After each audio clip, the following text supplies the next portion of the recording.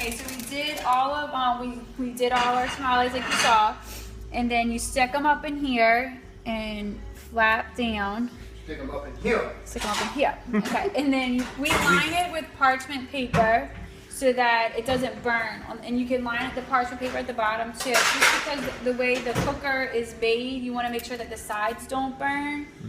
So you do the bottom and the top. And then if they lay a little flat like this, it's okay. They're gonna still cook fine.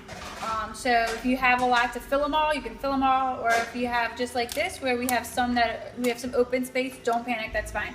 So this lines up and just sticks in, just basically so that the corn husk and everything doesn't. Ooh, it's on. I didn't even realize it was on. What? Okay. And then you put hot to boiling water. You want to fill it 1/4 of the tray of the pot up.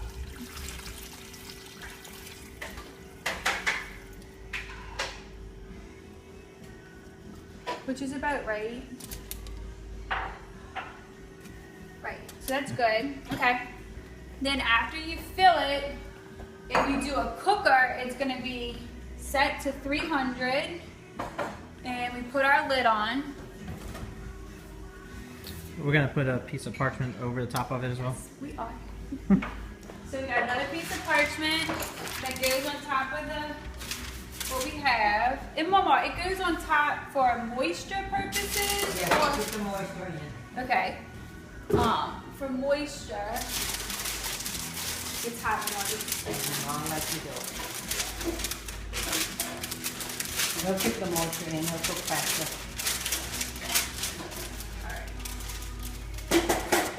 Okay, and then this goes like this.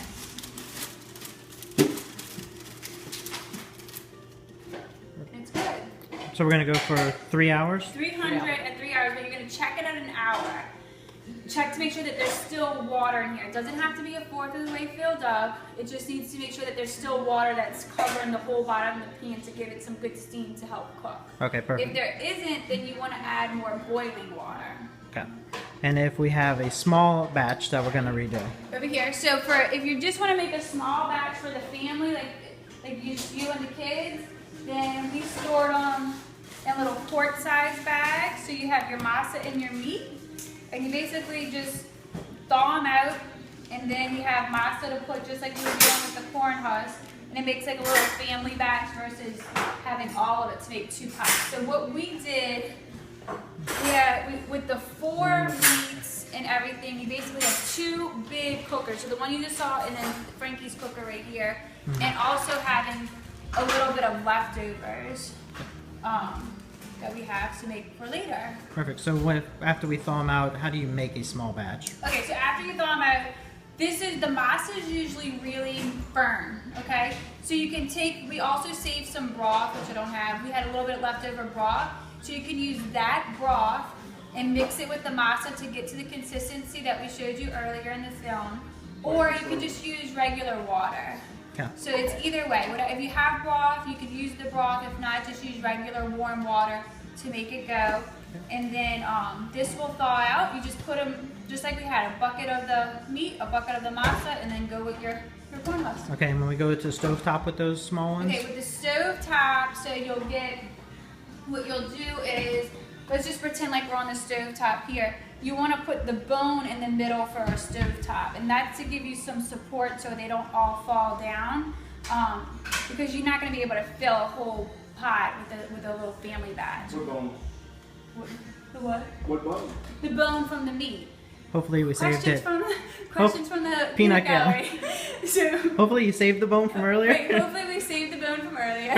We put it in the middle, and then that's where you push all the tamales to lean across on the bone so it can stand up. And also you would put 1/4 of the pot filled with water and check it in an hour. And that also goes kind of like on a medium simmer, a little medium to a simmer for 3 hours, but you check it in the hour too. So the same concept. You check it to make sure that the water didn't completely dissipate. Okay. And lastly, Mama, when you go to check the tamales to see when they're done, Yes. how do you know, like, 2.5 hours, 3 hours, 3.5 hours? What's the trick to know when a tamale is done? When the tamale is done, look at this, Frank. When the tamale is done, you open it up like this, and this right here will be laying over here. It completely rolls off all the corn husk. That's how you know when it's That's done. when you know it's cooked. Right. Okay. Perfect. And also, let me point out this. On the cookers, the reason up for the paper here is that now they put in the wires alongside the side of the cookers. Right. So the wires will burn all the tamales on the sides will wind up being burned. Right. Okay. This keeps them from getting burned. Perfect.